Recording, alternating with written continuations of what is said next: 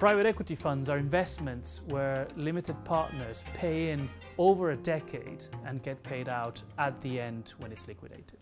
These investors may need to cash out before that time, and especially since the financial crisis, the need was quite apparent.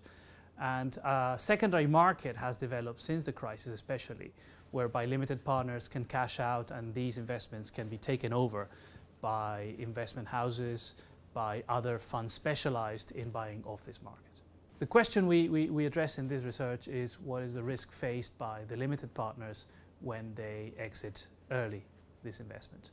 And this is related to the cost or the discount they can expect to sell at. The discount has varied enormously over time. We can talk about an average of 12% nowadays, which is still steep. And we're trying to get a handle of what determines that discount over time and across the different fund types. We use a unique data set of all the bids for all private equity funds between 2009 and 2016. And what this data set allows us to do is to model how the demand flows from which type of funds to which others, given the state of liquidity in the economy.